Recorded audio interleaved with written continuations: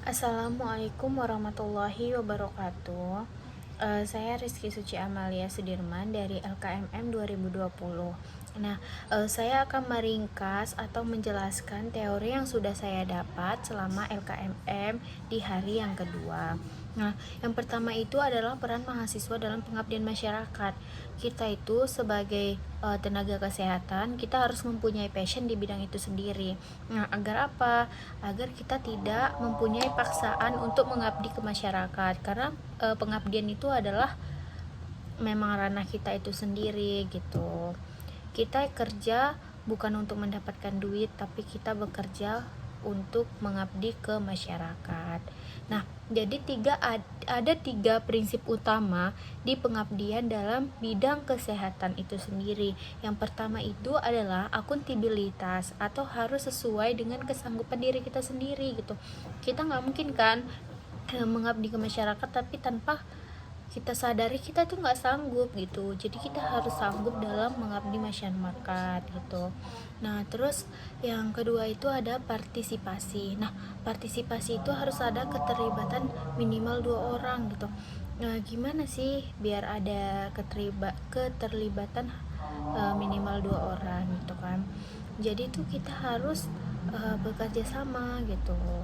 Nah, terus yang ketiga itu tidak ada diskriminasi. Nah, kita juga harus peka pada pola berpikir dan berpikir kritis. Itu dari materi yang kedua gitu kan. Kita tuh harus mempunyai pola pikir yang kritis gitu, karena ketika kita mendapatkan kasus gitu, kita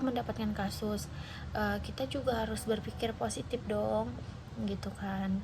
Kita harus berpikiran yang kritis. Loh, kasus ini kena apa sih, loh dia kok bisa terjadi seperti ini. Nah gitu, kita harus berpikiran yang kritis dong, biar kita juga tahu bagaimana kita harus menyelesaikan suatu masalah itu sendiri gitu. Jadi kita harus mempunyai jalan keluarnya. Selanjutnya pola berpikir dan berpikir kritis. Nah, kenapa sih kita harus berpikir kritis?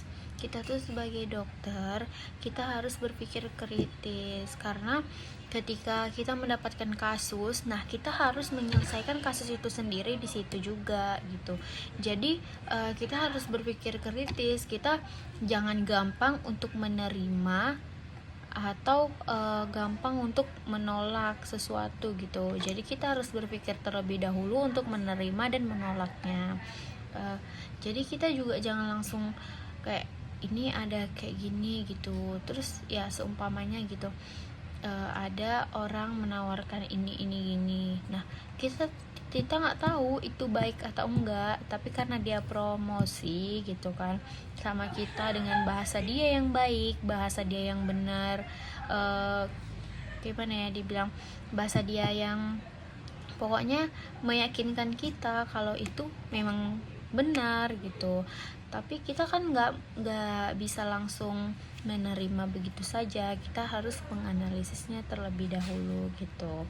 Nah, kenapa kita harus berpikir kritis? Karena kualitas hidup kita dan apa yang kita hasilkan, kita buat atau kita bangun tergantung pada kualitas pikiran kita itu sendiri. Nah, makanya kita harus berpikir positif, berpikir kritis maksudnya gitu. Nah, terus juga pikiran yang sembrono gitu kan, bersikap biaya yang besar gitu, baik uang maupun kualitas hidup yang rendah. Jadi ya makanya kita harus berpikiran yang kritis biar kita bisa menghadapi semuanya dengan baik dan benar, dan keputusan kita itu tidak salah gitu kan. Nah, berpikir kritis membantu kita menghasilkan pikiran yang cermat dan relevan gitu. Nah, jadi kita tidak seumpama ada kasus datang atau ada pasien datang ke kita. Nah, dia datang dengan keluhan apa gitu kan, kita nggak mungkin kan langsung mendiagnosis asal-asalan. Nah, kita harus berpikiran positif. Nah, kenapa bisa terjadi, kenapa bisa kayak gini loh, ini masalahnya di mana. Nah gitu kan, makanya kita bisa menunjukkan gimana biar mendiagnosis yang baik dan benar. Itulah kita harus berpikir kritis. Oh, kita harus melakukan tindakan ini, kita harus melakukan tindakan ini, apa perlu untuk pemeriksaan laboratorium gitu kan. Ya udah, kalau misalnya memang itu diperlukan, maka kita lakukan gitu. Makanya itu kita harus berpikiran kritis gitu. Nah, jadi yang diharapkan dari berpikiran kritis itu kita bisa mampu berpikir secara jernih atau clear, mendalam dan tuntas gitu. Itu seperti yang saya bilang tadi, kita harus bisa memilah-milah. Terus mampu menentukan masalah yang ada di sekitar, terus mampu menentukan alternatif solusi bagi masalah. Nah itu dia tadi.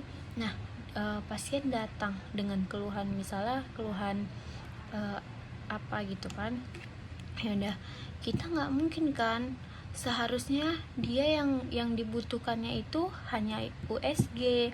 Nah tapi kita menyarankan untuk fototorak, kan kita jadi kan salah kan gitu. Makanya kita harus bisa berpikir kritis untuk bisa tuntas masalah yang kita hadapkan itu tadi gitu. Nah terus kita mampu menentukan masalah yang ada di sekitar.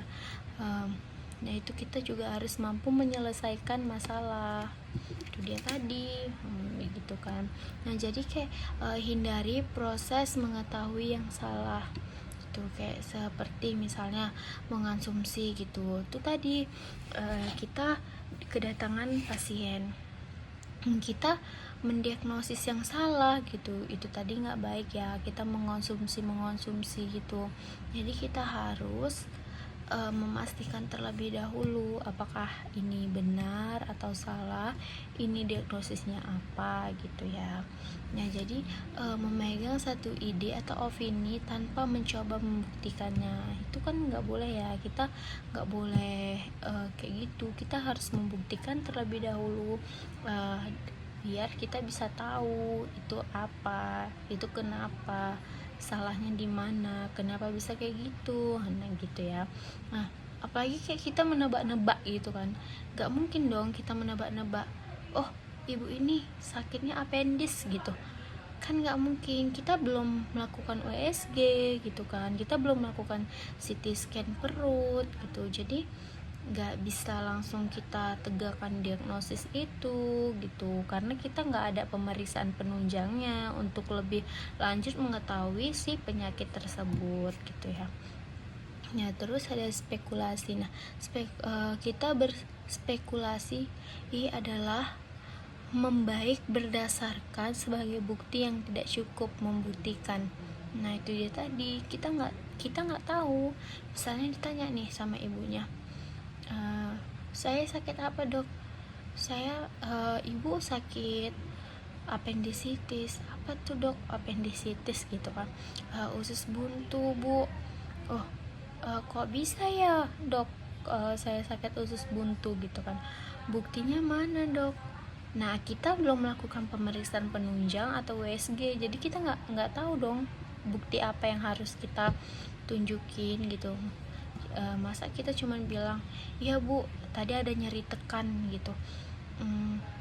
Oh jadi dok cuma nyeri tekan doang bisa menentukan kalau saya penyakitnya usus buntu gitu kan. Makanya itu kita harus membuktikan yang benar gitu, membuktikan benar-benar kalau itu sakitnya.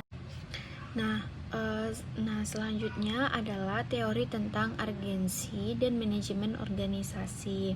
Nah kenapa sih kita harus berorganisasi gitu kan, atau organisasi itu apalah gitu kan.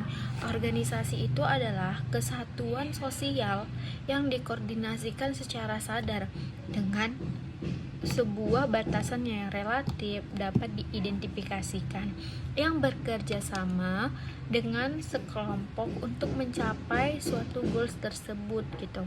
Nah kenapa, apakah penting berorganisasi? Ya penting, karena kampus itu hanya mengantarkan kita menjadi dokter, bukan melanjutkan seterusnya gitu. Nah, terus setelah kita menjadi dokter kita harus ngapain?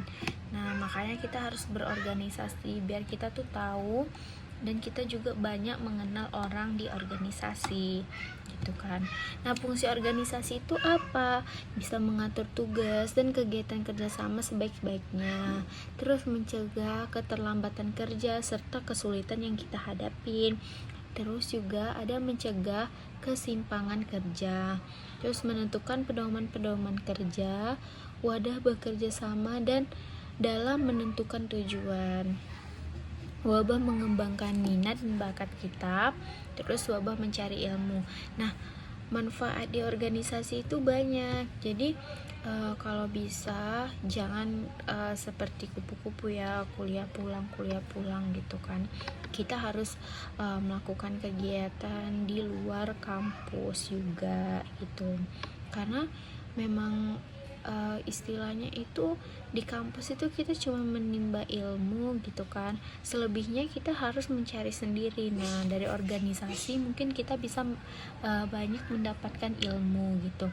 Dan terus kita juga misalnya ada seseorang ingin dia public speakingnya itu bagus gitu kan, jadi dia pengen nih memperlancar public speaking dia gitu, atau dia pengen berbicara di umum, di muka umum gitu dengan baik. Nah, mungkin dengan masuk ke organisasi kita bisa berbicara dengan baik di depan umum gitu. Karena ketika kita berkumpul di suatu tempat untuk menyelesaikan suatu masalah dengan organisasi kita itu, kita kan harus dituntut untuk bisa berbicara gitu. Mungkin dari situ kita bisa melatih diri kita untuk berbicara di depan publik. Nah, seperti itu. Nah, terus itu tadi fungsi dari organisasi sendiri. Nah, kalau manfaat organisasi itu banyak gitu kan. Itu tadi kita bisa belajar berkomunikasi efektif, belajar manajemen tim, organisasi, dana, waktu, dan lain-lain, belajar mengenai kepemimpinan, belajar bersosialisasi, belajar berpublic speaking seperti yang udah dibilang tadi, dan masih banyak lagi itu yang langsung ya. Nah, ada juga nih manfaat yang tidak langsung. Seperti apa sih manfaat yang tidak langsung itu? Nah, kalau yang tidak langsung itu belajar terbiasa untuk berbuat jujur gitu, belajar terbiasa menghadapi pendapat orang lain, belajar terbiasa untuk bertanggung jawab sama diri kita sendiri atau sama orang lain gitu kan. Nah, terus belajar terbiasa untuk peduli. Kita harus peduli dong sama organisasi kita gitu, bukan kita aja tapi di dalamnya itu banyak orang loh gitu kan. Kita juga harus peduli sama orang-orang yang di dalamnya gitu. Terus terbiasa untuk loyal, terbiasa juga untuk adil. Kita harus adil untuk mengambil keputusan tersebut gitu kan. Nah, kita juga harus belajar terbiasa untuk mencari solusi dalam sebuah masalah. Nah, ketika kita dihadapi masalah, kita harus bisa menganalisis masalah itu terlebih dahulu dan kita harus bisa memecahkan masalah itu biar masalah kita itu selesai. Nah, terus kita juga harus terbiasa tenang dalam menghadapi masalah. Contohnya seperti ada pasien datang, gak mungkin kan kita panik gitu. Jadi dong pasiennya juga jadi takut datang ke kita karena kita panik. Jadi ketika masalah itu datang kepada kita atau pasien itu datang kepada kita dengan beribu keluhan, kita harus menghadapinya dengan tenang, rileks biar kita bisa mendapatkan solusi yang baik gitu. Nah, jadi manajemen adalah proses penggunaan sumber daya secara efektif untuk mencapai sasaran gitu. Nah, jadi kita harus bisa manajemen gimana sih proses penggunaan sumber daya secara efektif untuk mencapai sasaran yang ingin kita tuju tadi gitu. Nah, mungkin itu saja yang bisa saya sampaikan. Lebih dan kurang saya mohon maaf. Wabillahi taufiq wal hidayah. Assalamualaikum warahmatullahi wabarakatuh.